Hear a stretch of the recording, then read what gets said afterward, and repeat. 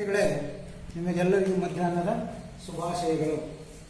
ಇಂದಿನ ತರಗತಿಯಲ್ಲಿ ನಾವು ತ್ರಿಭುಜಗಳು ಅಧ್ಯಾಯದ ಮೇಲೆ 5 ಪ್ರಮೇಯಗಳನ್ನು ಈಗಾಗಲೇ ಅಧ್ಯಯನ ಮಾಡಿದ್ದೀವಿ. ಇದು 6ನೇ ಪ್ರಮೇಯ, ಪೈಥಾಗೋರಸ್ಸನ ಪ್ರಮೇಯ. ಈ ಪೈಥಾಗೋರಸ್ಸನ ಪ್ರಮೇಯ ಅಂದರೆ ಯಾವ ತ್ರಿಭುಜಕ್ಕೆ ಸಂಬಂಧಪಟ್ಟಂತೆ? ಲಂಬಕೋನ ತ್ರಿಭುಜಕ್ಕೆ ಸಂಬಂಧಪಟ್ಟಂತೆ. ಹಾಗಾಗಿ ಈ ಅಧ್ಯಾಯದಲ್ಲಿ ಈ ಅಥವಾ ತರಗತಿಯಲ್ಲಿ ನೀವು ತಿಳಿದುಕೊಳ್ಬೇಕಾದಂತಹ ಅಂಶಗಳು ಏನೇನು, ಕಲಿಕಾಂಶಗಳು, ಲರ್ನಿಂಗ್ ಔಟ್ಕಮ್ಸ್ ಏನೇನು? ಪ್ರಥಮವಾಗಿ ಪೈಥಾಗೋರಸ್ಸನ ವಿಜ್ಞಾನಿಯ ಬಗ್ಗೆ ಸ್ವಲ್ಪ ಮಾಹಿತಿಯನ್ನು ತಿಳ್ಕೊಂಡು ನಾವು ಅವನು ಕಂಡುಹಿಡಿದಂತಹ ಸಂಶೋಧನೆಗಳ ಬಗ್ಗೆ, ಅವನು ಪ್ರಯತ್ನ ಪಟ್ಟಂತಹ ಹಾದಿಯನ್ನು ಗಮನಿಸಿ ಅದರ ಬಗ್ಗೆ ಅರ್ಥ ಮಾಡಿಕೊಳ್ಳೋದು. ಎರಡನೇದಾಗಿ ಲಂಬಕೋನ ತ್ರಿಭುಜದ ಲಕ್ಷಣಗಳು. ಈಗಾಗಲೇ ನಿಮಗೆ ಗೊತ್ತಿದೆ, ಇನ್ನೂ ಒಂದು ಸಾರಿ ಲಂಬಕೋನ ತ್ರಿಭುಜದ ಲಕ್ಷಣಗಳು. ಮೂರನೇದಾಗಿ ಆ ಪ್ರಮೇಯದ ಸಾಮಾನ್ಯ ನಿರೂಪಣೆ ಮತ್ತು ಅಲ್ಲಿ ಹಂತಗಳು ಹಾಗೂ ಸಾಧನೆ ಮಾಡುವುದು ಹೇಗೆ ಅನ್ನುವ ಅಂಶವನ್ನು ಕಲಿಯುವುದು. ಅದರ ಜೊತೆಗೆ ಪೈಥಾಗೋರಸ್ಸನ ವಿಲೋಮ ಪ್ರಮೇಯ, ವಿಲೋಮ ಅಂದರೆ ವಿರುದ್ಧವಾದ ಪ್ರಮೇಯದ ಬಗ್ಗೆ. ಹಾಗೆ ಪೈಥಾಗೋರಸ್ಸನ ಪ್ರಮೇಯದ ತ್ರಿವಳಿಗಳು ಅಂತ ಬರುತ್ತೆ. ನಿಮಗೆ ಹಿಂದಿನ ವರ್ಷದಲ್ಲಿ ತರಗತಿಯಲ್ಲಿ ಅಥವಾ ಹಿಂದಿನ ವರ್ಷದಲ್ಲಿ ಹಳೆಯ ಪುಸ್ತಕದ ಪಠ್ಯಪುಸ್ತಕದಲ್ಲಿ ತ್ರಿವಳಿಗಳ ಬಗ್ಗೆ ಕೇಳಿದ್ರು. ಇದನ್ನು ಸಹ ನೀವು ಸ್ವಲ್ಪ ತ್ರಿವಳಿಗಳ ಬಗ್ಗೆ ತಿಳ್ಕೊಳ್ಬೇಕಾಗುತ್ತೆ. ಅದರ ಮೇಲೆ ಪೈಥಾಗೋರಸ್ಸನ ಪ್ರಮೇಯವನ್ನು ಉಪಯೋಗಿಸಿಕೊಂಡು ಸಮಸ್ಯೆಗಳನ್ನು ಹೇಗೆ ಬಿಡಿಸುವುದು, ಕೆಲವೊಂದಿಷ್ಟು ಸಮಸ್ಯೆಗಳನ್ನು ನಾನು ನಿಮಗೆ ಬಿಡಿಸಲಿಕ್ಕೆ ಪ್ರಯತ್ನ ಮಾಡ್ತೀನಿ. ಹಾಗಾದರೆ ಪ್ರಥಮವಾಗಿ ಪೈಥಾಗೋರಸ್ಸನನ್ನು ಗ್ರೀಕ್ ದೇಶದ ವಿಜ್ಞಾನಿ, ಗಣಿತಶಾಸ್ತ್ರಜ್ಞ, ಇವನು ಲಂಬಕೋನ ತ್ರಿಭುಜದ ಬಗ್ಗೆ ಹೆಚ್ಚಿನ ಅಧ್ಯಯನ ಮಾಡಿದ. ಇವನಿಗಿಂತ ಮುಂಚಿತವಾಗಿಯೇ ಬೋಧಾಯನ ವಿಜ್ಞಾನಿ ಎಂಬ ವಿಜ್ಞಾನಿಯು ಇದರ ಬಗ್ಗೆ ಅಧ್ಯಯನ ಮಾಡಿ ಅವನು ಬೇರೆ ರೀತಿಯಲ್ಲಿ ಇವನು ಕೊಟ್ಟಂತ ಸಾಮಾನ್ಯ ನಿರೂಪಣೆಯನ್ನೇ ಅವನು ಬೇರೆ ರೀತಿಯಲ್ಲಿ ಕೊಟ್ಟಿದ್ದ. ಅಕಾರ್ಡಿಂಗ್ ಟು ಪೈಥಾಗೋರಸ್, ಈ ಪೈಥಾಗೋರಸ್ ಪ್ರಮೇಯದ ಬಗ್ಗೆ ನಿಮಗೆ ಈಗಾಗಲೇ ಲಂಬಕೋನ ತ್ರಿಭುಜ ಎಂದರೇನು? ಫಸ್ಟ್, ಲಂಬಕೋನ ತ್ರಿಭುಜ ಅಂದ್ರೆ ತ್ರಿಭುಜದ ಯಾವುದಾದ್ರೂ ಒಂದು ಕೋನವು 90 ಡಿಗ್ರಿ ಆಗಿದ್ದರೆ ಅಂತ ತ್ರಿಭುಜವನ್ನ ಲಂಬಕೋನ ತ್ರಿಭುಜ ಎಂದು ಕರೆಯುತ್ತೇವೆ. ಡೆಫಿನೇಷನ್ ಅನ್ನ ಅದೇ ರೀತಿ ಹೇಳಿ, ತ್ರಿಭುಜದ 3 ಕೋನಗಳಲ್ಲಿ ಯಾವುದಾದ್ರೂ ಒಂದು ಕೋನ 90 ಡಿಗ್ರಿ ಆಗಿದ್ರೆ ಅದನ್ನು ನಾವು ಲಂಬಕೋನ ತ್ರಿಭುಜ ಎಂದು ಕರೆಯುತ್ತೇವೆ. ಈ ಲಂಬಕೋನ ತ್ರಿಭುಜದ ಲಕ್ಷಣಗಳು ಏನು? ಮತ್ತೆ ಮತ್ತೊಂದು ಲಕ್ಷಣ, ಈ ಲಂಬಕೋನ ತ್ರಿಭುಜದಲ್ಲಿ ಒಂದು ಕೋನ 90 ಡಿಗ್ರಿಗೆ ಸಮನಾಗಿರುತ್ತೆ. ಇನ್ನು ಉಳಿದ 2 ಕೋನಗಳ ಮೊತ್ತವು ಸಹ ಏನಾಗಿರುತ್ತೆ? 90 ಡಿಗ್ರಿ ಆಗಿರುತ್ತದೆ. ಮೊತ್ತ ಅಂದ್ರೆ ಅರ್ಥ, ಇದು ಸಿ ಅಥವಾ ಇದು ಎ, ಇದು ಬಿ, ಇದು ಸಿ. ಬಿ ಕೋನ 90 ಡಿಗ್ರಿ ಆಗಿದ್ರೆ ಎ ಮತ್ತು ಸಿ 2 ಕೋನಗಳನ್ನ ಸೇರಿಸಿದಾಗ 90 ಡಿಗ್ರಿ ಆಗುತ್ತೆ. ಅವಾಗ ಇದು 90, 2 ಸೇರಿದ್ರೆ 90, ತ್ರಿಭುಜದ 3 ಒಳಕೋನಗಳ ಮೊತ್ತ 180 ಡಿಗ್ರಿಗೆ ಸಮ. ಮತ್ತು ಅತ್ಯಂತ ದೊಡ್ಡ ಬಾವು, 3 ಬಾವುಗಳನ್ನು ಹೋಲಿಕೆ ಮಾಡಿದಾಗ ಇದು ಅತ್ಯಂತ ದೊಡ್ಡ ಬಾವು. ಇದನ್ನ ವಿಕರ್ಣ ಅಂತ ಕರಿತೀವಿ. ಎಂದು ಕರಿತೇವೆ? ವಿಕರ್ಣ ಅಂತ ಕರಿತೀವಿ. ಹಾಗೆ ಮತ್ತೆ ಹೆಚ್ಚಿನ ವಿಚಾರಗಳನ್ನು ನೀವು ತಿಳ್ಕೊಳ್ಳೋದಾದ್ರೆ ಈಗಾಗಲೇ ನಾವು ಅದನ್ನು ತಿಳ್ಕೊಂತ ಇಲ್ಲಿ ಬರುತ್ತೆ. ಇಷ್ಟನ್ನು ಅದನ್ನು ಕನಿಷ್ಠ ಇದನ್ನು ವಿಕರ್ಣ ಅಂತ ಕರಿತೇವೆ. 90 ಡಿಗ್ರಿ ಆಗಿರ್ತದೆ ಒಂದು ಕೋನ, ಉಳಿದೆರಡು ಕೋನಗಳು ಒಂದೊಂದ್ಸರಿ ಸಮ ಆಗಿರಬಹುದು. ಅವಾಗ ಸಮದ್ವಿಬಾಹು ಲಂಬಕೋನ ತ್ರಿಭುಜ ಆಗುತ್ತೆ. ಎ ಕೋನ ಮತ್ತು ಸಿ ಕೋನ ಸಮ ಆಗಿದ್ರೆ ಆವಾಗ ಈ ತ್ರಿಭುಜವನ್ನ ಸಮದ್ವಿಬಾಹು ಲಂಬಕೋನ ತ್ರಿಭುಜ ಅಂತ ಕರೀತಾರೆ. ಅದೇನೇ ಇಷ್ಟನ್ನು ನೀವು ಅಂಶವನ್ನು ಇದರಲ್ಲಿ ತಿಳ್ಕೋಬೇಕು. ಇನ್ನ ಪೈಥಾಗೋರಸ್ಸನ ಪ್ರಮೇಯದ ನಿರೂಪಣೆ ಏನಿದೆ? ಸಾಮಾನ್ಯ ಲಂಬಕೋನ ತ್ರಿಭುಜದಲ್ಲಿ ವಿಕರ್ಣದ ಮೇಲಿನ ವರ್ಗವು ಉಳಿದೆರಡು ಬಾಹುಗಳ ಮೇಲಿನ ವರ್ಗಗಳ ಮೊತ್ತಕ್ಕೆ ಸಮನಾಗಿರುತ್ತದೆ. ನಾನು ಈಗಾಗಲೇ ನಿಮಗೆ ಸಣ್ಣದೊಂದು ಚಿತ್ರವನ್ನು ತೋರಿಸಿದೆ. ಅದರ ಪ್ರಕಾರ ಲಂಬಕೋನ ತ್ರಿಭುಜ ಎ ಬಿ ಸಿ ಲಂಬಕೋನ ತ್ರಿಭುಜ. ಎ ಸಿ ಏನಿದು?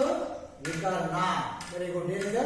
ವಿಕರ್ಣ, ಅತ್ಯಂತ ದೊಡ್ಡ ಬಾಹು ವಿಕರ್ಣ. ನೋಡಿ, ಅವನು ಕೇಳಿದ ಲಂಬಕೋನ ತ್ರಿಭುಜದಲ್ಲಿ ವಿಕರ್ಣದ ಮೇಲಿನ ವರ್ಗ ಅಂದ್ರೆ ಚೌಕ. ಚೌಕ ತೋರಿಸಿದ್ದೀನಿ. ಇದು 5 ಸೆಂಟಿಮೀಟರ್ ಇದ್ರೆ ಇದು 5, ಇದು 5, ಇದೊಂದು ವರ್ಗ. ವಿಕರ್ಣದ ಮೇಲಿನ ವರ್ಗವು ಉಳಿದೆರಡು ಬಾಹುಗಳ ಮೇಲಿನ ವರ್ಗಗಳ ಮೊತ್ತಕ್ಕೆ ಈ ಬಾಹುವಿನ ಮೇಲಿನ ಒಂದು ವರ್ಗ, ಈ ಬಾಹುವಿನ ಮೇಲಿನ ಒಂದು ವರ್ಗ, ಇವೆರಡೂ ವರ್ಗಗಳ ಮೊತ್ತಕ್ಕೆ ಇದು ಸಮನಾಗಿರುತ್ತದೆ ಅಂತ ಅವನು ಹೇಳಿದ. ಅದನ್ನು ನಾವು ಸಾಧಿಸೋದು ಹೇಗೆ ಅಂದ್ರೆ ಅರ್ಥ, ಈ ವರ್ಗದ ವಿಸ್ತೀರ್ಣವು ಈ ಎರಡೂ ವರ್ಗಗಳ ವಿಸ್ತೀರ್ಣಗಳ ಮೊತ್ತಕ್ಕೆ ಸಮನಾಗಿರುತ್ತದೆ. ನಿಮಗೆ ಆಕ್ಟಿವಿಟಿಯನ್ನು ಕೊಟ್ಟಿದ್ದೀವಿ ನಾವು. ಈ ರೀತಿ ಚತುರ್ಭುಜವನ್ನ, ಲಂಬಕೋನ ತ್ರಿಭುಜವನ್ನು ರಚನೆ ಮಾಡಿಕೊಂಡು, ಈ ರೀತಿ ವರ್ಗವನ್ನು ರಚನೆ ಮಾಡಿಕೊಂಡು, 1 ಸೆಂಟಿಮೀಟರ್ಗೆ ಚೌಕಗಳನ್ನು ಮಾಡಿಕೊಂಡು ಈ ಅಕ್ಷರಗಳನ್ನು ಬರೆದು ಮಾಡಿಕೊಂಡೆ ತೋರಿಸಿದ್ದೀರಿ, ಗುಡ್. ಆದರೆ ಈಗ ಈ ಪ್ರಮೇಯವನ್ನ ನಿಮಗೆ ಕಡ್ಡಾಯವಾಗಿ 4 ಮಾರ್ಕ್ಸ್ಗೆ ಕೇಳೇ ಕೇಳ್ತಾರೆ. ಬಹಳ ಇಂಪಾರ್ಟೆಂಟ್ ಪ್ರಮೇಯ. ಹಾಗಾದ್ರೆ ಸಾಮಾನ್ಯ ನಿರೂಪಣೆಯನ್ನು ಅವರೇ ಕೊಟ್ಟಿರ್ತಾರೆ, ಉಳಿದೆಲ್ಲವನ್ನ ನೀವೇ ಬರೀಬೇಕಾಗುತ್ತೆ. ಚಿತ್ರವನ್ನು ಸಹ ನೀವೇ ಶುದ್ಧವಾಗಿ ನೀಟಾಗಿ ಚಿತ್ರವನ್ನು ರಚನೆ ಮಾಡಿಕೊಳ್ಬೇಕು. ಹಾಗಾಗಿ ನಾವು ರಚನೆ ಮಾಡ್ಕೊಂಡಾಗ ಏನು, ಈಗ ಸರ್ ಪರೀಕ್ಷೆಯಲ್ಲಿ ನಾನು ಇಷ್ಟೆಲ್ಲ ಈ ರೀತಿ ವರ್ಗ ಇದನ್ನೆಲ್ಲ ರಚನೆ ಮಾಡಬೇಕಾಗುತ್ತಾ? ಈ ವರ್ಗದ ರಚನೆ ಅವಶ್ಯಕತೆ ಇಲ್ಲ. ನಿಮಗೆ ಅರ್ಥ ಆಗಲಿ ಅನ್ನೋ ಉದ್ದೇಶಕ್ಕೆ ನಾನು ಅದನ್ನ ರಚನೆ ಅಂದ್ರೆ ಇದ್ರ ಮೇಲೆ ಒಂದಿನ ಚೌಕ, ವಿಕರ್ಣದ ಮೇಲಿನ ಚೌಕವು ಉಳಿದೆರಡು ಭಾವಗಳ ಮೇಲೆ ರಚಿಸಿ ಮಾಡಿದಂತ ಚೌಕಗಳ ವರ್ಗಗಳ ಮೊತ್ತಕ್ಕೆ ಸಮನಾಗಿರುತ್ತದೆ ಅಂತ ಈ ರೀತಿ ನಾವು ಈ ಚಿತ್ರವನ್ನ ಬರೋದು ತಾಳೆ ಮಾಡಬಹುದು. ಅಂದ್ರೆ ಇದ್ರ ವಿಸ್ತೀರ್ಣ ಎಷ್ಟು, ಅವಾಗ ಇದ್ರ ವಿಸ್ತೀರ್ಣ ಪ್ಲಸ್ ಇದ್ರ ವಿಸ್ತೀರ್ಣ ಇವೆರಡು ಕೂಡಿಸಿದ್ರೆ ಇದ್ರ ವಿಸ್ತೀರ್ಣಕ್ಕೆ ಸಮನಾಗಿರುತ್ತದೆ ಅಂತ ಪೈಥಾಗೋರಸ್ ನಮಗೆ ಸಾಧನೆ ಮೂಲಕ ಹೇಳ್ತಾರೆ. ಯಾಕಪ್ಪ ಇದು ಪೈಥಾಗೋರಸ್ ಪ್ರಮೇಯ ಅಂತ ಕರೀತೀವಿ? ಯಾಕೆ ಇವರು ಹಿಂದೆ ಅನೇಕ ವಿಜ್ಞಾನಿಗಳು ಸಹ ಇದ್ರ ಬಗ್ಗೆ ಅಧ್ಯಯನ ಮಾಡಿದ್ರು. ಆದರೆ ಸಾಧನೆಯನ್ನ ಕೊಟ್ಟಂತ ವಿಜ್ಞಾನಿ ಅಂದ್ರೆ ಪೈಥಾಗೋರಸ್. ಹಾಗಾಗಿ ಇದನ್ನು ಇವತ್ತಿಗೂ ಸಹ ನಾವು ಪೈಥಾಗೋರಸ್ನ ಪ್ರಮೇಯ. ಹಾಗೆ ಪೈಥಾಗೋರಸ್ನ ಪ್ರಮೇಯಕ್ಕೆ ಈ ಚಿತ್ರ ಬೇಡವಾ? ಈ ಚಿತ್ರ ಅಲ್ಲ, ಈ ಚಿತ್ರವನ್ನ ನೀವು ಪೈಥಾಗೋರಸ್ ಪ್ರಮೇಯವನ್ನ ತಾಳೆ ನೋಡ್ಲಿಕ್ಕೆ ಈ ಚಿತ್ರ. ಹಾಗಾದ್ರೆ ಪೈಥಾಗೋರಸ್ನ ಪ್ರಮೇಯಕ್ಕೆ ಚಿತ್ರ ಯಾವುದು? ಪೈಥಾಗೋರಸ್ನ ಪ್ರಮೇಯಕ್ಕೆ ಚಿತ್ರ ಸಿಂಪಲ್ ಆಗಿ ಒಂದು ಲಂಬಕೋನ ತ್ರಿಭುಜವನ್ನ ರಚನೆ ಮಾಡ್ಬೋದು. ಸಿಂಪಲ್ ಆಗಿ ಒಂದು ಲಂಬಕೋನ ತ್ರಿಭುಜ, ಅದನ್ನೇ ನಾವು ತ್ರಿಭುಜ ಎ ಬಿ ಸಿ, ಬಿ ಅನ್ನೋದು 90 ಡಿಗ್ರಿ. ಸಿಂಪಲ್ ಆಗಿ ಒಂದು ಲಂಬಕೋನ ತ್ರಿಭುಜ ತೆಗೆದು ಇದೇ ರೀತಿ ತೆಗೆಬೇಕಂತೇನಲ್ಲ, ನೀವು ಈ ರೀತಿ ಅದು ತಕ್ಕಬಹುದು. ಇದನ್ನ 90 ಡಿಗ್ರಿ ಹಿಂಗ್ ಮಾಡಬಹುದು. ನಿಮಗೆ ಯಾವ ರೀತಿಯಾದರೂ ನೀವು ಲಂಬಕೋನ ತ್ರಿಭುಜವನ್ನು ರಚನೆ ಮಾಡಿಕೊಂಡು ಪೈಥಾಗೋರಸ್ ಅನ್ನ ಪ್ರಮೇಯವನ್ನ ಸಾಧನೆ ಮಾಡಿ. ಇಲ್ಲ ಸರ್, ನಾನು ಮನೆಯಲ್ಲಿ ಈ ರೀತಿ ತೆಗಿತೇನೆ, ಈ ರೀತಿ ಇದು 90 ಡಿಗ್ರಿ, ಈ ರೀತಿಯಾದರೂ ನೀವು ತಕ್ಕೊಂಡು ಪ್ರಮೇಯವನ್ನ ಸಾಧನೆ ಮಾಡಬಹುದು. ಹಾಗಾದ್ರೆ ನಾನೇ ತಗೊಂಡಿದ್ದೇನೆ, ಈ ರೀತಿ ಒಂದು ತ್ರಿಭುಜವನ್ನು ತೆಗೆದುಕೊಂಡಿದ್ದೇನೆ. ತೆಗೆದುಕೊಂಡಿದ್ದನ್ನೇ ದತ್ತ ಅವರು ಹೇಳಿದ ಲಂಬಕೋನ ತ್ರಿಭುಜದಲ್ಲಿ, ಹೌದಾ, ಅದನ್ನೇ ನಾವು ದತ್ತ ಅಂತ ನೋಡಿ. ತ್ರಿಭುಜ ಎ ಬಿ ಸಿ ಎಲ್ಲಿ angle B is equal to 90 degree, ಚೌಕಾದ ಚಿಹ್ನೆಯಿಂದ ಗುರುತಿಸ್ತೀವಿ, 90 ಡಿಗ್ರಿ ಅಂತ ಹೇಳ್ತೀವಿ. ಮತ್ತು ಎ ಸಿ ಅನ್ನೋದೇನು? ವಿಕರ್ಣ, ಅತ್ಯಂತ ದೊಡ್ಡ ಭಾಗಗಳು ವಿಕರ್ಣ. ಇದು ದತ್ತ ಆಯ್ತು. ಸಾಮಾನ್ಯ ನಿರೂಪಣೆ ನೋಡಿಕೊಂಡು ಲಂಬಕೋನ ತ್ರಿಭುಜ ಅಂತ ಹೇಳಿದಾರ. ಲಂಬಕೋನ ತ್ರಿಭುಜ ತಿಳಿದ್ವಿ, 90 ಡಿಗ್ರಿ ಆದಂತ ಗುರುತಿಸಿದ್ವಿ, ಅಷ್ಟೇ. ಮುಂದೆ ಹೇಳ್ತಾ ಇದ್ರು ಅವರು ವಿಕರ್ಣದ ಮೇಲಿನ ವರ್ಗ. ವರ್ಗ ಅಂತ ಅರ್ಥ ಸ್ಕ್ವೇರ್. ಈಗ 2ರ ವರ್ಗ, 2ರ ವರ್ಗ ಅಂದ್ರೆ 2 ಸ್ಕ್ವೇರ್. 2ರ ವರ್ಗ ಎಷ್ಟು? 4. 2ರ ವರ್ಗ 4 ಅಂತಾನೆ ಹೇಳ್ಬೋದು. 2ರ ವರ್ಗ 2 ಸ್ಕ್ವೇರ್. ವರ್ಗ ಅಂದ್ರೆ 2 ಪಟ್ಟು ಸ್ಕ್ವೇರ್. ಹಾಗೆ ಈ ವಿಕರ್ಣದ ಮೇಲಿನ ವರ್ಗ ಅಂದ್ರೆ ಎ ಸಿ ಸ್ಕ್ವೇರ್, ಅದನ್ನೇ ನಾವು ಸಾಧನೀಯ ಅಂತ ಕರೀತೀವಿ. ಸಾಧನೀಯ ಎ ಸಿ ಸ್ಕ್ವೇರ್ ಅಂದ್ರೆ ವಿಕರ್ಣದ ಮೇಲಿನ ವರ್ಗವು ಉಳಿದೆರಡು ಬಾಹುಗಳ ಮೇಲಿನ ವರ್ಗಗಳ ಮೊತ್ತಕ್ಕೆ A B square plus B C square ಅಂದ್ರೆ ಇದು ಸಾಧನೀಯ ಹೊಂದಿದೆ. ಉಳಿದೆರಡು ಬಾಹುಗಳ ಮೇಲಿನ ವರ್ಗಗಳ ಮೊತ್ತಕ್ಕೆ ಸಮನಾಗಿರುತ್ತದೆ, ಅದನ್ನೇ ನಾವು ಸಾಧನೀಯ ಅಂದ್ರೆ ಏನು? ಈ ಚಿತ್ರದಲ್ಲಿ ನೋಡ್ಕೊಂಡು ನಾವು ಸಾಧನೆ ಮಾಡಿದರೆ ಎ ಸಿ ಸ್ಕ್ವೇರ್ ವಿಕರ್ಣದ ಮೇಲಿನ ವರ್ಗವು ಯಾಕೆ ಸಮನಾಗಿರುತ್ತದೆ? ಈ ಉಳಿದೆರಡು ಬಾಹುಗಳ ಮೇಲಿನ ವರ್ಗಗಳ ಮೊತ್ತಕ್ಕೆ ಸಮನಾಗಿರುತ್ತದೆ. ಅಂದ್ರೆ A B square plus B C square ಅಂತ ಸಾಧನೀಯ ಬರೆದ್ರೆ ಅಲ್ಲಿ ಮತ್ತೊಂದು ಮಾರ್ಕ್ಸ್ ನಿಮಗೆ ಸಿಗುತ್ತೆ.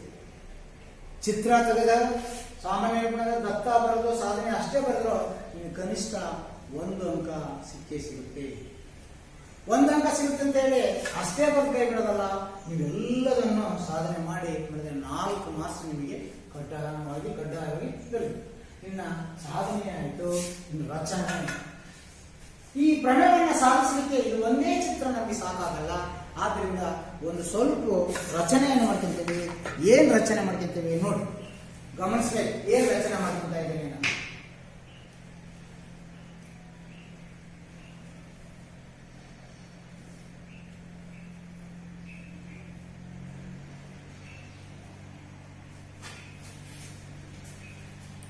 ಈ ರಚನೆ ಏನ್ ಮಾಡ್ತೀನಿ ಅಂತ ನಾನು ಬರಿಬೇಕು, ಅದನ್ನೇ ನಾನು ಈ ಡಿ ಅಂತ ಕರಿತೀನಿ. ಇಲ್ಲಿ ನೋಡಿ, ಈ ರೀತಿ ಇದನ್ನ ರಚನೆ ಮಾಡ್ಕೊಂಡು, ಅಂದ್ರೆ ಬಿ ಶೃಂಗಬಿಂದುವಿನಿಂದ ಅದರ ಅಭಿಮುಖವಾದ ಬಾಹುವಿಗೆ ಒಂದು ಲಂಬವನ್ನ ಎಳೆದಿದ್ದೇನೆ. ಅದನ್ನೇ ನಾವು ಹೇಳ್ತೀವಿ ಬಿಡಿಯು ಯಾರಿಗೆ ಲಂಬವಾಗಿದೆ, ಎಸಿಗೆ ಲಂಬವಾಗಿ ಇರುವಂತೆ ನಾನು ರಚಿಸಿಕೊಂಡಿದ್ದೀನಿ. ಅದನ್ನ ಇಲ್ಲಿ ಬರ್ತಿದ್ದೀನಿ. ಏನು ರಚನೆ, ಬಿಡಿ ಲಂಬ ಎಸಿ ರಚಿಸಿದೆನು. ಬಿಡಿ ಲಂಬ ಎಡಿ ರಚಿಸಿದೆ, ಬಿಡಿ ಲಂಬ ಎಸಿ ರಚಿಸಿದೆನು. ಅದು 90 ಡಿಗ್ರಿ. ನಾನು ಏನ್ ಮಾಡ್ಕೊಂಡೆ ಅನ್ನೋದನ್ನೇ ಸಿಂಪಲ್ ಆಗಿ ಗಣಿತದ ಚಿಹ್ನೆಗಳನ್ನು ಉಪಯೋಗಿಸ್ಕೊಂಡು ಬರೆದು ಅದು ರಚನೆ. ರಚನೆ ಆಯಿತು. ಮುಂದೆ ಬರದೆ ಇಂಪಾರ್ಟೆಂಟ್ ಸಾಧನೆ. ಈ ಸಾಧನೆ ಮಾಡಬೇಕಾದ್ರೆ ಇಲ್ಲಿ 3 ತ್ರಿಭುಜಗಳು ಉಂಟಾಗ್ತವೆ. ಒಂದು ದೊಡ್ಡ ತ್ರಿಭುಜ ಲಂಬಕೋನ ಎ ಬಿ ಸಿ ಅನ್ನೋದು ಒಂದು ತ್ರಿಭುಜ, ಎ ಡಿ ಬಿ ಅನ್ನೋದು ಮತ್ತೊಂದು ತ್ರಿಭುಜ, ಮತ್ತು ಬಿ ಡಿ ಸಿ ಅನ್ನೋದು ಮತ್ತೊಂದು ತ್ರಿಭುಜ. 3 ತ್ರಿಭುಜಗಳು ಬರ್ತವೆ. ಆ 3 ತ್ರಿಭುಜಗಳಲ್ಲಿ 2 ತ್ರಿಭುಜಗಳನ್ನು ತೆಗೆದುಕೊಂಡು ಹೋಲಿಕೆ ಮಾಡಿಕೊಂಡು ನಾವು ಒಂದು ಸಮೀಕರಣವನ್ನು ಮಾಡ್ಕೊಳ್ಬೇಕು. ಇಲ್ಲೇ ಬಹಳ ಇಂಪಾರ್ಟೆಂಟ್, ತ್ರಿಭುಜಗಳನ್ನು ಹೋಲಿಕೆ ಮಾಡಿ ಅವುಗಳು ಸಮಕೋನೀಯ ತ್ರಿಭುಜಗಳಂತ ಸಾಧಿಸಬೇಕು. ಜೊತೆಗೆ ಸಮಕೋನೀಯಗಳಾದ್ಮೇಲೆ ಅವು ಏನಾಗಿರ್ತವು, ಸಮರೂಪಿಗಳಾಗಿರ್ತವೆ ಅಂತ ನಾವು ಹಿಂದಿನ ತರಗತಿಯಲ್ಲಿ ಅಧ್ಯಯನ ಮಾಡಿದ್ವಿ. ಹಾಗಾದ್ರೆ ಮೊದಲು ಯಾವ 2 ತ್ರಿಭುಜಗಳು? ದೊಡ್ಡ ತ್ರಿಭುಜ ಎ ಬಿ ಸಿ, ದೊಡ್ಡ ಲಂಬಕೋನ ತ್ರಿಭುಜ. ಈ ಸಣ್ಣ ಲಂಬಕೋನ ತ್ರಿಭುಜ ಯಾವುದು? A D B. ಇವೆರಡು ತ್ರಿಭುಜಗಳನ್ನ ಹೋಲಿಕೆ ಮಾಡಿ ಇವೆರಡು ತ್ರಿಭುಜಗಳು ಸಮರೂಪಿ ತ್ರಿಭುಜಗಳು ಅಂತ ನಾವು ಸಾಧಿಸ್ತೀವಿ. ಸಮರೂಪಿ ತ್ರಿಭುಜಗಳು ಅಂತ ಆದ್ಮೇಲೆ ಅವುಗಳ ಅನುರೂಪ ಭಾವಗಳು ಸಮಾನುಪಾತದಲ್ಲಿರುತ್ತವೆ ಅನ್ನೋದನ್ನು ಬರ್ಕೊಂಡು ಅವಾಗ ಈ ಸಮೀಕರಣ ಬರ್ತದೆ. ಹಾಗಾದ್ರೆ ಫಸ್ಟ್ ನಾನು ಏನ್ ಮಾಡ್ತೀನಿ, ತ್ರಿಭುಜ ಎ ಬಿ ಸಿ ಮತ್ತು ತ್ರಿಭುಜ ಎ ಡಿ ಬಿ ಅಲ್ಲಿ ಬರ್ತೀನಿ ನೋಡಿ. ಸಾಧನೆ ತ್ರಿಭುಜ ಎ ಬಿ ಸಿ ಮತ್ತು ತ್ರಿಭುಜ ಎ ಡಿ ಬಿ ಅವೆರಡನ್ನು ಹೋಲಿಕೆ ಮಾಡೋದು. Comparing these 2 triangles, the same triangles, both are right angle triangles. ಮತ್ತು ಬೇರೆ ಬೇರೆ ತ್ರಿಭುಜಗಳನ್ನು ಹೋಲಿಕೆ ಮಾಡೋದಲ್ಲ, ಒಂದೇ ಆಕಾರ ಇರ್ತಕ್ಕಂಥ ತ್ರಿಭುಜಗಳನ್ನು ಹೋಲಿಕೆ ಮಾಡೋದು. ಅದು ಲಂಬಕೋನ ತ್ರಿಭುಜಗಳನ್ನು ಹೋಲಿಕೆ ಮಾಡಿ ಆ 2 ಲಂಬಕೋನ ತ್ರಿಭುಜಗಳ ಕೋನಗಳ ಸಮನಾಗಿ ಅಂತ ಸಾಧಿಸಬೇಕು. ಅವಾಗ ಸಮರೂಪಿ ಆಗುತ್ತೆ. ಹಾಗಾಗಿ ಇವೆರಡೂ ತ್ರಿಭುಜಗಳನ್ನು ಹೋಲಿಕೆ ಮಾಡಿದ್ರೆ ಇಲ್ಲಿ ನಾವು ಬರೆದಿದ್ದೀವಿ angle A B C is equal to angle A D B is equal to 90 degree. ನೋಡಿ, ಎ ಬಿ ಸಿ ಈ ಕೋನ 90 ಡಿಗ್ರಿ ಇದೆ, ಹಾಗೆ ಎ ಡಿ ಬಿ ಇದು 90 ಡಿಗ್ರಿ ಇದೆ. ಆದ್ದರಿಂದ ಈ ಕೋನಕ್ಕೆ ಈ ಕೋನ ಸಮ ಅಂತ ನಾನು ಬರೆದಿದ್ದೀನಿ. ಯಾಕ? ಅದು 90 ಡಿಗ್ರಿ. ಕಾರಣ ಏನು? ದತ್ತ ಮತ್ತು ರಚನೆ ಎರಡು ಆಧಾರದ ಮೇಲೆ. ಯಾವುದಕ್ಕೆ? ಇದು ಸಾಕ್ಷಿ ಏನು ಮತ್ತು ಆಧಾರಗಳು ಏನು? ದತ್ತ ಮತ್ತು ರಚನೆ ಪ್ರಕಾರ. ದತ್ತ ಅಂದ್ರೆ ದತ್ತದಲ್ಲಿ ಪ್ರಾರಂಭದಲ್ಲಿ ಇದು 90 ಡಿಗ್ರಿ ಅಂತ ಕೊಟ್ಟಿದಾರ. ಮತ್ತೆ ಇದು ಹೆಂಗಪ್ಪ ಅಂದ್ರೆ ರಚನೆಯ ಪ್ರಕಾರ ನಾವು 90 ಡಿಗ್ರಿ ಇರುವಂತೆಯೇ ಇಲ್ಲಿ ಹೇಳಿದ್ವಿ. ಆದ್ದರಿಂದ ಈ ಕೋನ 90 ಅಂದ್ರೆ ಈ ಕೋನ 90 ಡಿಗ್ರಿ ಅಂತ ನಾವು ಹೇಳಬಹುದು. ಇನ್ನು ಬಹಳ ಮುಖ್ಯವಾದಂತ ವಿಷಯ ವಿದ್ಯಾರ್ಥಿಗಳಲ್ಲಿ, ಈ ಕೋನ ಈಗ ಎರಡು ಅದನ್ನು ಒಂದೇ. ಕನ್ನಡಿ ಮುಂದೆ ನಾನು ನಿಂತ್ಕೊಂಡ್ರೆ ನಾನೇ ಕಾಣ್ತೇನೆ, ಹಾಗೆ ನಾನೇ ಕಂಡ್ರೆ ನನಗೆ ಈ ಕನ್ನಡಿಯ ಕಾಣುವತಕ್ಕಂತ ಇಮೇಜ್, ಹೌದಾ, ಪ್ರತಿಬಿಂಬ ಇದಕ್ಕೆ ಸಮ. ಯಾಕೆ ಸಮ? ಮುಂದೆ ನಿಂತವನು ನಾನೇ, ನನಗೆ ಕಾಣೋದು ಅದೇ. ಆದ್ದರಿಂದ ಹಾಗೆ ಇಲ್ಲಿ ಬಹಳ ಇಂಥದ ಒಂದು ವಿಚಾರ ಏನಿದೆ, ಇವೆರಡೂ ತ್ರಿಭುಜಗಳಲ್ಲಿ ಎ ಬಿ ಸಿ ಮತ್ತು ಎ ಡಿ ಬಿ ತ್ರಿಭುಜದಲ್ಲಿ ಎರಡೂ ಗುಂಪಿನಲ್ಲಿ ಇರ್ತಕ್ಕಂಥ ವ್ಯಕ್ತಿ ಯಾರಪ್ಪ ಅಂದ್ರೆ ಎ. ನೋಡಿ, ಇಲ್ಲಿ ಎ ಅದಾನ, ಇಲ್ಲಿ ಎ ಅದಾನ. ಅಂದ್ರೆ ಈ ತ್ರಿಭುಜದಲ್ಲಿ ಇದ್ದಾಗ ಇವನ ಹತ್ರ 2 ರೂಪಾಯಿ ಇತ್ತಂದ್ರೆ ಈ ತ್ರಿಭುಜದಲ್ಲಿ ಇದ್ದಾಗ ಸಹ 2 ರೂಪಾಯಿ ಇರ್ತದೆ. ಅಂದ್ರೆ ಈ ಕೋನಕ್ಕೆ ಈ ಕೋನ ಸಮ. ಎರಡರಲ್ಲಿ ಇರತಕ್ಕಂಥ ಕೋನ, ಅದಕ್ಕೆ ಉಭಯ ಸಾಮಾನ್ಯ ಕೋನ ಅಂತ ಕರೀತೀವಿ.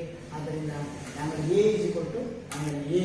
ಆದ್ದರಿಂದ ಒಂದು ಅರ್ಥ, ಎ ಬಿ ಸಿ ತ್ರಿಭುಜ ಹೇಳ್ಬೇಕಾದ್ರೆ ಎ ಕೋನ ಬರ್ತೈತಿ, ಎ ಡಿ ಬಿ ಅಂತ ಹೇಳ್ಬೇಕಾದ್ರೂ ಸಹ ಎ ಕೋನ ಅಂತ ಕರಿತೀವಿ. ಆ ಕೋನಕ್ಕೆ ಅದೇ ಕೋನ ಸಮ. ಆದ್ದರಿಂದ ಅದನ್ನು ಉಭಯ ಸಾಮಾನ್ಯ ಕೋನ ಅಂತ ಕರೀತಾರೆ.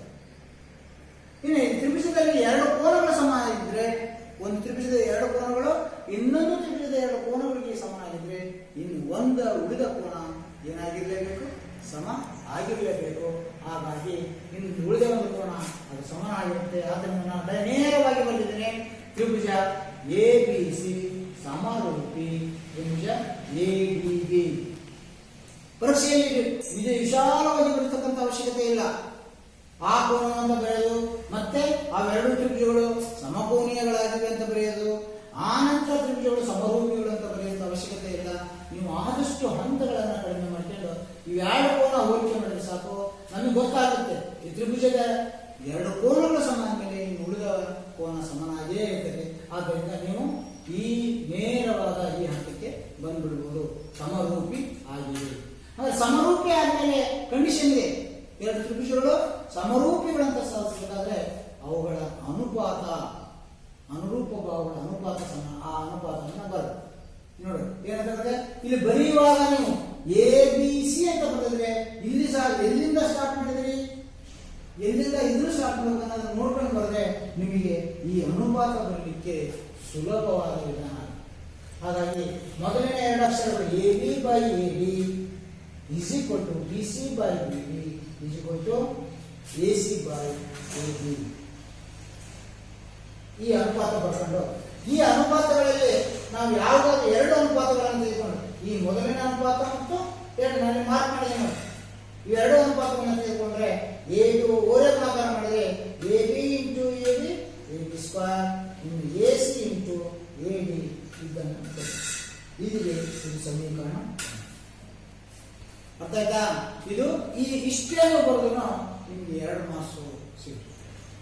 ಇದಲ್ಲದೆ ಇದು ಸಮೀಕರಣ. ನಮ್ಮ ಗುರಿ ಏನು? A C square is equal to A B square plus B C square ಅಂತ ಸಾಧಿಸಬೇಕು. ಹಾಗೆ ಇದು ಬರಬೇಕಾದ್ರೆ ನಮಗೆ ಏನ್ ಬಂದಿದೆ ಈಗ? A B square is equal to A C into A D ಅಂತ ಬಂದಿದೆ. ಎ ಬಿ ಸ್ಕ್ವೇರ್ ನ ಬೆಲೆ ಬಂದಿದೆ. ಮತ್ತೆ ಅದು ಕಂಡುಹಿಡಿಬೇಕು. ಈಗ ಬಿ ಸಿ ಸ್ಕ್ವೇರ್ ನ ಬೆಲೆ ಕಂಡುಹಿಡಿಬೇಕು. ಅಂದ್ರೆ ಬಿ ಸಿ ಸ್ಕ್ವೇರ್ ನ ಬೆಲೆ ಕಂಡುಹಿಡಿಬೇಕಾದ್ರೆ ಪುನಃ ಮತ್ತೆ ನಾವು ಇದರಲ್ಲಿರ್ತಕ್ಕಂಥ ದೊಡ್ಡ ತ್ರಿಭುಜ ಕೆಳಗಿನ ಸಣ್ಣ ತ್ರಿಭುಜ ಈ ಲಂಬಕೋನ ತ್ರಿಭುಜವನ್ನು ಹೋಲಿಕೆ ಮಾಡಿ ಅವುಗಳ ಅನುಪಾತವನ್ನು ನೀವು ಬರ್ಕೊಳ್ಬೇಕು. ಅವು ಸಮರೂಪಿಗಳಂತ ಸಾಧಿಸಬೇಕು. ಸಮರೂಪಿಗಳಾದ ಮೇಲೆ ಅವುಗಳ ಅನುರೂಪ ಭಾವಗಳ ಅನುಪಾತ ಬರ್ಕೋಬೇಕು.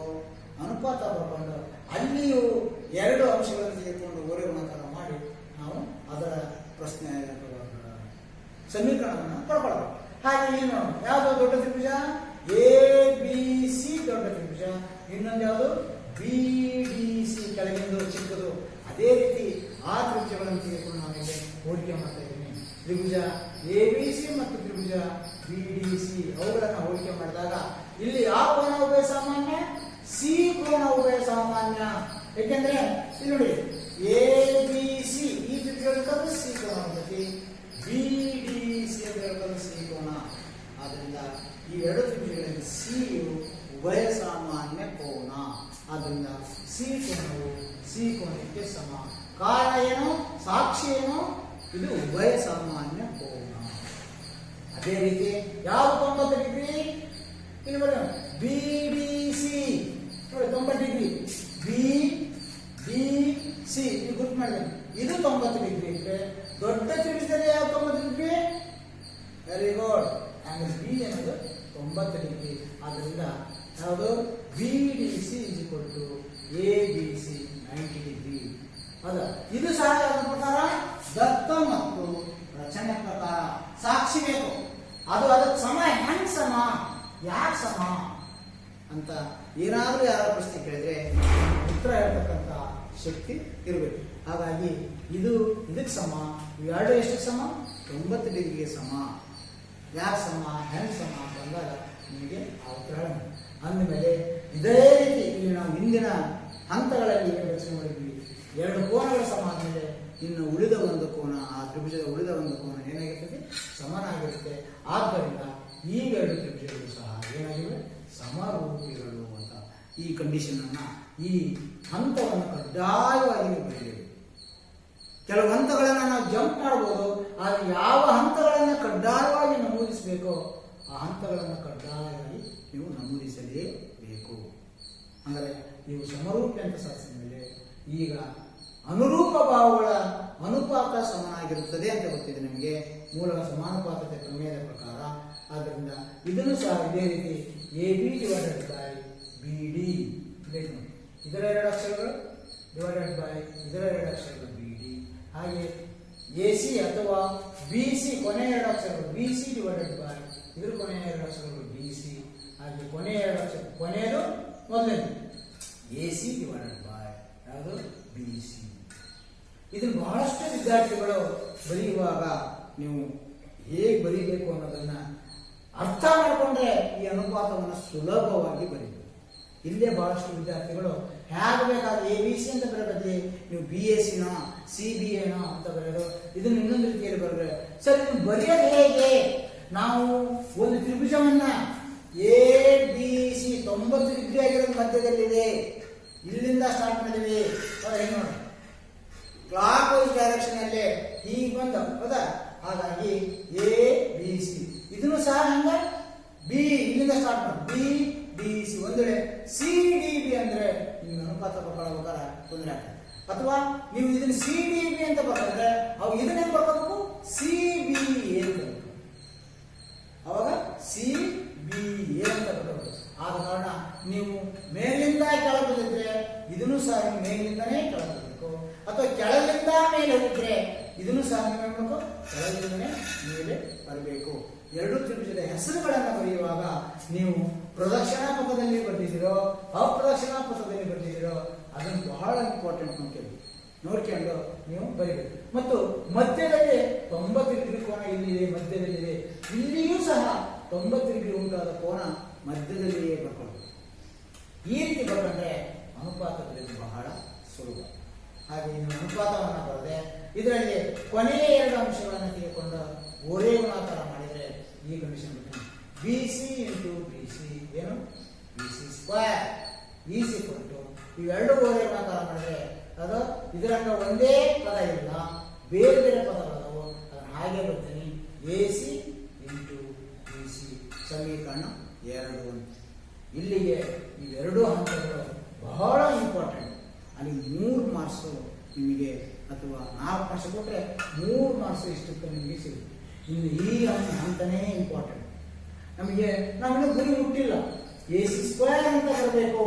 ಹಾಗಾಗಿ ನಾವೇನ್ ಮಾಡ್ತೀವಿ ಈಗ ಈ ಸಮೀಕರಣ 1 ಮತ್ತು 2 ಕೂಡಬೇಕು, ಅಲ್ಲಿ ಬರೀಬೇಕು. ಇಲ್ಲಿ ಬರೆದಿದ್ದಾನ ಸಮೀಕರಣ 1 ಪ್ಲಸ್ ಸಮೀಕರಣ 2 ಕೂಡ ಹೇಗೆ?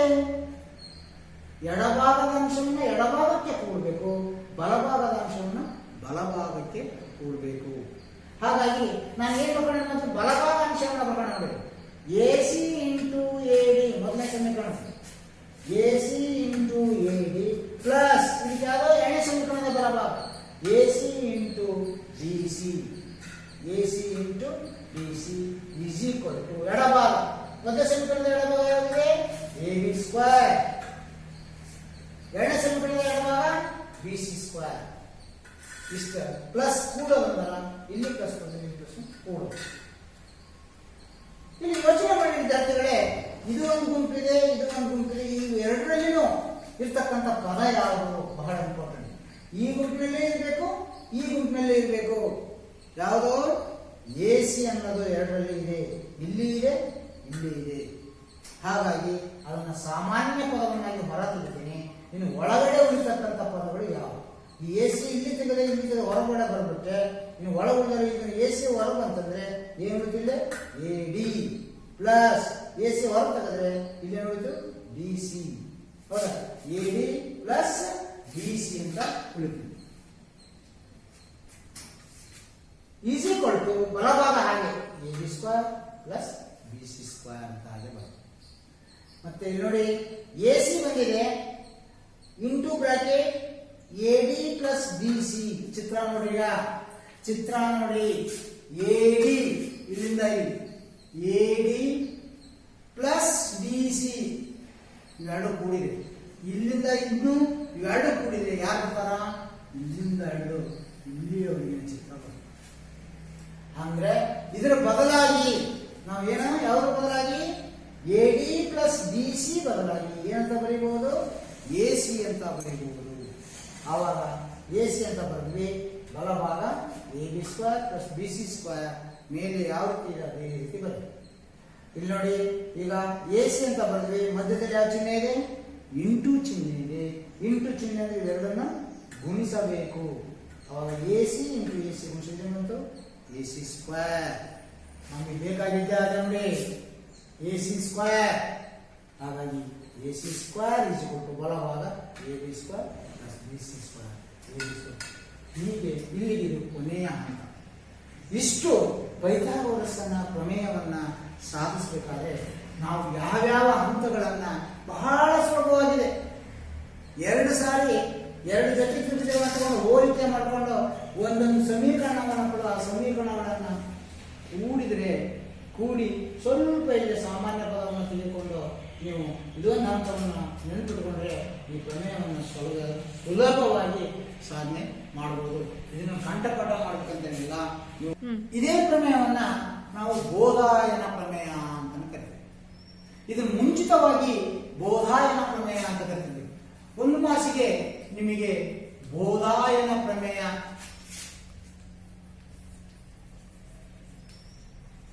ನಿರೂಪಿಸಿ ಅಂತನೂ ಕೇಳ್ಬೋದು. ಬೋಧಾಯನ ಪ್ರಮೇಯ ಅಂದ್ರೇನು? ಪೈಥಾಗೋರಸ್ ಪ್ರಮೇಯವನ್ನೇ ಬೋಧಾಯನ ಪ್ರಮೇಯ ಮುಂಚಿತವಾಗಿ ಅವನು ಯಾವ ರೀತಿ ಹೇಳಿದ್ದ ನೋಡಿ. ಇಲ್ಲೊಂದು ಚಿತ್ರ ತೆಗಿತೀನಿ. ಇದು ಯಾವ ಚಿತ್ರಣ ಕಾಣುತ್ತೆ ನಿಮಗೆ? Very good. ಆಯತ ABCD ಇದೊಂದು ಆಯತ. ಆಯತ ಅಂದ್ರೆ ಏನು ನಿಮ್ಗೆ ಗೊತ್ತಿದೆ. ಅಭಿಮುಖ ಬಾಹುಗಳು ಸಮ ಮತ್ತು ಸಮಾನಾಂತರವಾಗಿರುವ ಚತುರ್ಭುಜವನ್ನ ಆಯತ ಅಂತ ಕರೀತಾರೆ. ಈಗ ನಾನು ಏನ್ ಮಾಡ್ತೇನೆ, ಇಲ್ಲಿ ನೋಡಿ ಇದನ್ನು ಸೇರಿಸ್ತೀನಿ. ಇದನ್ನೇನು ತಗೋತೇವೆ ನಾವು? AC ವಿಕರ್ಣ ಅಥವಾ ಕರ್ಣ.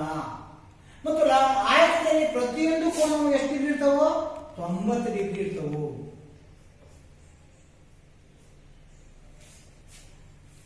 ಅಂದ್ರೆ ಬೋಧಾನೆ ಏನ್ ಮಾಡಿದ್ದ, ಅವನು ಯಾವ ರೀತಿ ಈ ಪ್ರಮೇಯವನ್ನ ಮುಂಚಿತವಾಗಿ ಅವನು ಯಾವ ರೀತಿ ಹೇಳಿದ್ದ ಅನ್ನೋದನ್ನ ನಾನು ಇಲ್ಲಿ ಬರೀತೇನೆ. ಏನು? ಆಯತದ ವಿಕರ್ಣವು ಅಥವಾ ಆಯತದ ಕರ್ಣವು ಏನಂದ್ರೆ ಬರ್ತಾ ಬಂದ ಬೋಧಾಯನ ಪ್ರಮೇಯ. ಆಯತದ ಕರ್ಣವು ಉಂಟು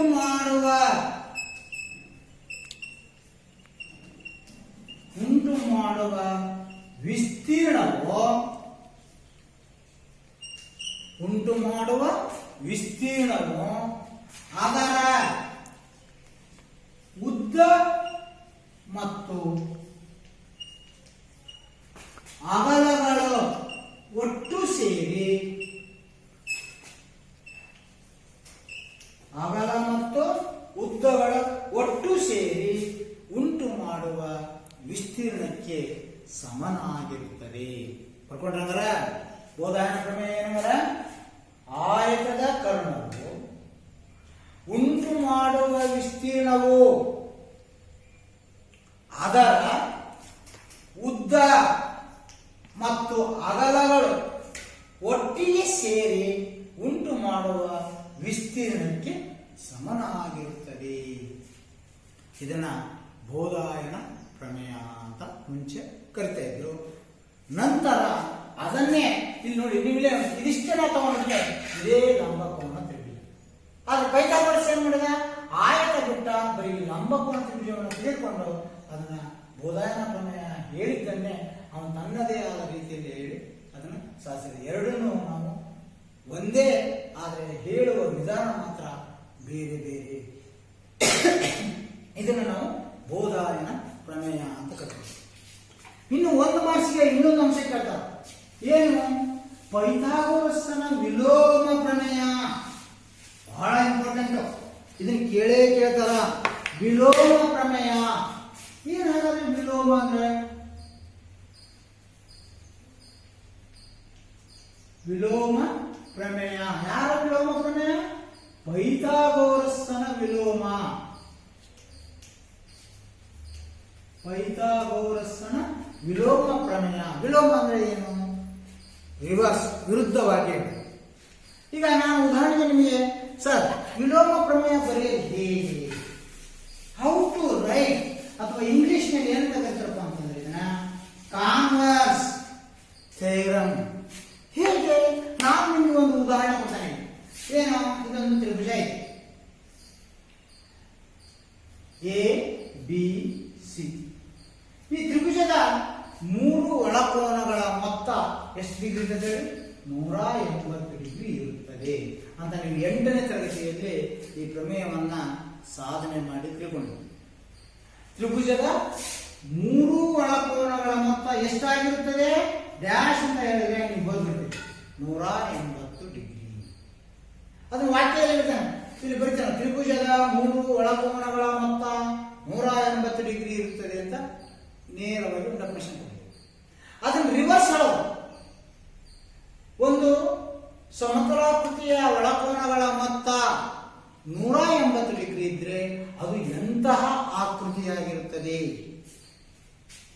ಅದು ತ್ರಿಭುಜವಾಗಿರುತ್ತದೆ. ಆ ರೀತಿ ವಿರುದ್ಧವಾಗಿ ಪೈಥಾಗೋರಸ್ ಹೇಳಿದನ, ಫಸ್ಟ್ ಹೇಳಿದನ ಲಂಬಕೋನ ತ್ರಿಭುಜ ಅಂತ ಮೊದಲು ಹೇಳ್ಬಿಡ್ತಾನ. ಇಲ್ಲಿ ಏನಪ್ಪ ಅಂದ್ರೆ ವಿಲೋಮ ಅಥವಾ ಸಾಮಾನ್ಯ ನಿರೂಪಣೆಯಲ್ಲಿ ಮೊದಲ ಇರ್ತಕ್ಕಂಥದ್ದು ಊಹೆ ತೀರ್ಮಾನ ಹೇಳಿರ್ತವೆ. ವಿಲೋಮ ಪ್ರಮೇಯದಲ್ಲಿ ಏನಾಗುತ್ತೆ, ತೀರ್ಮಾನ ಊಹಾಕಲ್ಪನೆಯಾಗುತ್ತೆ, ಊಹಾಕಲ್ಪನೆ ತೀರ್ಮಾನವಾಗಿ ಅದಲು ಬಾದಲು ಮಾಡಿ ಬರೆಯೋದಕ್ಕೆ ನಾವು ವಿಲೋಮ ಪ್ರಮೇಯ. ಹಾಗೆ ಪೈಥಾಗೋರಸ್ನ ವಿಲೋಮ ಪ್ರಮೇಯ ಏನು ನಿರೂಪಣೆ? ಒಂದು ತ್ರಿಭುಜದಲ್ಲಿ, ಒಂದು ಅಥವಾ ತ್ರಿಭುಜದಲ್ಲಿ, ಒಂದು ಬೇಡ, ತ್ರಿಭುಜದಲ್ಲಿ ಅತ್ಯಂತ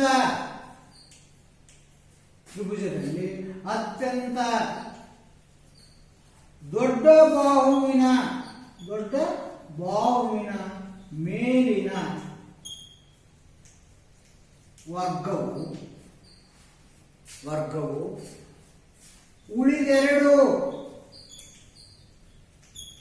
ಬಾಹುಗಳ ಮೇಲಿನ ವರ್ಗಗಳ ಮೊತ್ತಕ್ಕೆ ಸಮನಾಗಿದ್ದರೆ ಆ ಎರಡು ಬಾಹುಗಳು ಲಂಬಕೋನವನ್ನು ಉಂಟು ಮಾಡುತ್ತವೆ. ಹೇಳೋದು ಕಷ್ಟ ಆಗತ್ತಾ? ಕಷ್ಟ ಏನಿಲ್ಲ. ಏನಂದ್ರೆ ಇಲ್ಲಿ ಹೇಳಿದ್ರ ತ್ರಿಭುಜದಲ್ಲಿ ಅತ್ಯಂತ ದೊಡ್ಡ ಬಾಹುವಿನ ಮೇಲಿನ ವರ್ಗ, ಅದು ಎಂತ ತ್ರಿಭುಜ ಅಂತ ಹೇಳಿಲ್ಲ ಅವರು. ಎಂತ ತ್ರಿಭುಜದಲ್ಲಿ ಅತ್ಯಂತ ದೊಡ್ಡ ಬಾಹುವಿನ ಮೇಲಿನ ವರ್ಗವು ಉಳಿದೆರಡು ಬಾಹುಗಳ ಮೇಲಿನ ವರ್ಗಗಳ ಮೊತ್ತಕ್ಕೆ ಸಮನಾಗಿದ್ದರೆ ಆ ದೊಡ್ಡ ಬಾಹುವಲ್ಲಿ ಇನ್ನು ಉಳಿದೆರಡು ಬಾಹುಗಳು ಎಂತ ಕೋನವನ್ನು ಒಳಗೊಂಡಿರುತ್ತವೆ? ಲಂಬ ಕೋನವನ್ನು ಒಳಗೊಂಡಿರುತ್ತದೆ. ಇದನ್ನ ಪೈಥಾಗೋರಸ್ನ ವಿಲೋಮ ಪ್ರಮೇಯ ಅಂತ ಕರೀತಾರೆ. ಇದನ್ನ 1 ಮಾರ್ಕ್ಸ್ಗೆ ನಿಮಗೆ ಕಡ್ಡಾಯವಾಗಿ ವಿಲೋಮ ಪ್ರಮೇಯವನ್ನು ಕೇಳ್ತಾರ. ನಾಳೆ ದಿವಸ ಇದರ ಮೇಲೆ ಸಮಸ್ಯೆಗಳನ್ನು ನಾವು ಮಾಡೋಣ. ನೀವು ಮನೆಯಲ್ಲಿ ಹೋಮ್ವರ್ಕ್ ಏನಪ್ಪ, ನಿಮ್ಗೆ ಆಕ್ಟಿವಿಟಿ ಏನಪ್ಪಾ ಅಂತಂದ್ರೆ, ನಾನು ರಚನೆ ಸಾಧಿಸಿದಂಥ ಪೈಥಾಗೋರಸ್ ಪ್ರಮೇಯವನ್ನು ಬೇರೆ ಬೇರೆ ರೀತಿಯಲ್ಲಿ ಚಿತ್ರವನ್ನು ತಕೊಂಡು ಬೇರೆ ಬೇರೆ ಹೆಸರುಗಳನ್ನು ಅದಕ್ಕೆ ನೀವೇ ಆದೇಶ ಮಾಡಿ 5 ಸಾರಿ ಆ ಪ್ರಮೇಯವನ್ನು ಬರ್ಕೊಂಡು ಬರಬೇಕು.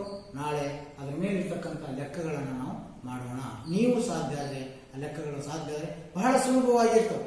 ನಾನು ಇಲ್ಲೊಂದು ಅಂಶವನ್ನು ಬರೆದಿದ್ದೇನೆ, ಏನು? ತ್ರಿಯವಳಿ ಅಂತ. ಏನ್ ತ್ರಿಯವಳಿ ಅಂತಂದ್ರೆ, ಉದಾಹರಣೆಗೆ ನೋಡಿ 3, 4, 5 ಈ ರೀತಿ ಅಳತೆ ಇರ್ತಕ್ಕಂಥ ತ್ರಿಭುಜವನ್ನು ರಚನೆ ಮಾಡಿದ್ರೆ ಅದು ಲಂಬಕೋನ ತ್ರಿಭುಜನೇ ಇರ್ತದೆ. ಅದನ್ನು ಬಿಟ್ಟು ಬೇರೆ ತ್ರಿಭುಜ ಬರಲ್ಲ. ಇದರಲ್ಲಿ ಯಾವುದನ್ನಾದ್ರೂ ಪಾದ ಮಾಡ್ಕೊಳ್ರಿ, 3 ಸೆಂಟಿಮೀಟರ್ ಪಾದ ಮಾಡ್ಕೊಳ್ರಿ, ಅಥವಾ 4 ಸೆಂಟಿಮೀಟರ್ ಪಾದ ಮಾಡ್ಕೊಳ್ರಿ, ಅಥವಾ 5 ಸೆಂಟಿಮೀಟರ್ ಪಾದ ಮಾಡ್ಕೊಳ್ರಿ. ನಿಮ್ಗೆ ಈಗಾಗಲೇ 8ನೇ ತರಗತಿ ಒಳಗಡೆ 7ನೇ ತರಗತಿ ಒಳಗಡೆ ತ್ರಿಭುಜದ ರಚನೆ ಮಾಡೋದು ಹೇಗೆ? ಇದಕ್ಕೇನು ಕೈವಾರ ಬೇಕು, ಸ್ಕೇಲ್ ಬೇಕು, ಅಷ್ಟು ಬಿಟ್ಟು ಸಾಕು. ನೀವು 3 ಸೆಂಟಿಮೀಟರ್ ಪಾದ ಹಾಕೊಂಡು 4 ಸೆಂಟಿಮೀಟರ್ ಕೈವಾರ ತಗೊಂಡು ಸ್ಕೇಲ್ ಗ್ರೂಪ್ ಮಾಡಿ ಮೇಲೆ ಕಂಸನ್ನು ಎಳೆದು ಅದು ರೇಸಿಂಗ್ ಮಾಡಿದ್ರೆ ಆ ಬಿಂದುಗಳನ್ನು ಗ್ರೂಪ್ ಮಾಡಿದ್ರೆ ನೀವು 3 ಸೆಂಟಿಮೀಟರ್ ತಗೊಂಡು ಇಲ್ಲಿಂದ ಹಿಂಗೊಂದು ಕಂಸ ಈ ರೀತಿ ಕಂಸ ಹೇಳಿದ್ರೆ ಅವ ಸೇರಿಸಿದ್ರೆ ಅದು ಏನಾಗಿರ್ತೈತಿ? ಲಂಬಕೋನ ತ್ರಿಭುಜನೇ. ಆದ್ದರಿಂದ ಈ 3 ಜೋಡಿ ಅದಾವ, ಅವಳಿ ಜೋಡಿ ಯಾರಿದ್ರೆ ಅವಳಿ ಇರ್ತಾರ,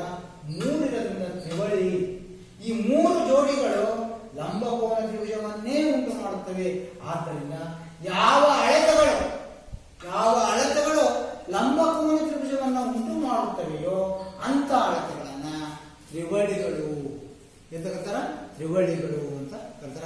ಇಂಥ ತ್ರಿವಳಿಗಳನ್ನ ನೀವು ಸಾಕಷ್ಟು ನಾವು ಬರೀಬಹುದು. ಅಂದ್ರೆ ಏನಾಗ್ತಾ ತ್ರಿವಳಿಗಳು ಅಂದ್ರೆ ದೊಡ್ಡ ಸಂಖ್ಯೆಯ ವರ್ಗ 5 square = 3 square plus 4 square. 5 square ಅಂದ್ರೆ 25, 3 ಸ್ಕ್ವೇರ್ ಅಂದ್ರೆ 9, 4 ಸ್ಕ್ವೇರ್ ಅಂದ್ರೆ 16. 25 = 16, 9, 25. ಎಡಭಾಗ = ಬಲಭಾಗ. ಈ ರೀತಿ ನೀವು ಸಂಖ್ಯೆಗಳನ್ನ ಗುರುತಿಸಿ ಈ ರೀತಿ ಬರ್ಕೊಂಡ್ಬಂದು ಸಾಧ್ಯವಾದಷ್ಟು ತ್ರಿವಳಿಗಳನ್ನು.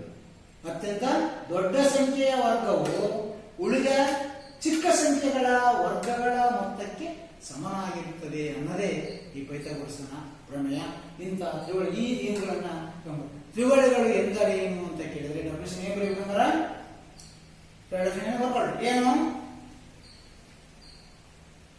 ತ್ರಿಭುಜದ ಮೂರು ಅಳತೆಗಳನ್ನ ತೆಗೆದುಕೊಂಡು ತ್ರಿಭುಜವನ್ನ ರಚನೆ ಮಾಡಿದಾಗ ಅದು ಲಂಬಕೋನ ತ್ರಿಭುಜವನ್ನು ಉಂಟು ಮಾಡುವಂತಿದ್ದರೆ ಅಂತ ಅಳತೆಗಳನ್ನ ಪೈಥಾಗೋರೀಯ ತ್ರಿವಳಿಗಳು ಅಥವಾ ಪೈಥಾಗೋರೀಯ ತ್ರಿವಳಿಗಳು ಅಂತ ಕರೀತಾರೆ. ಇಂಥ 10 ತ್ರಿವಳಿಗಳನ್ನ ನೀವು ಬರ್ಕೊಂಡ್ಬಂದ್ರೆ ನಾಳೆ ದಿವಸ ನಾವು ಸಮಸ್ಯೆಗಳನ್ನ ಬಿಡಿಸೋಣ ಅಂತ. ಎಲ್ಲರಿಗೂ ಅರ್ಥ ಆಯ್ತಾ? ಧನ್ಯವಾದಗಳು.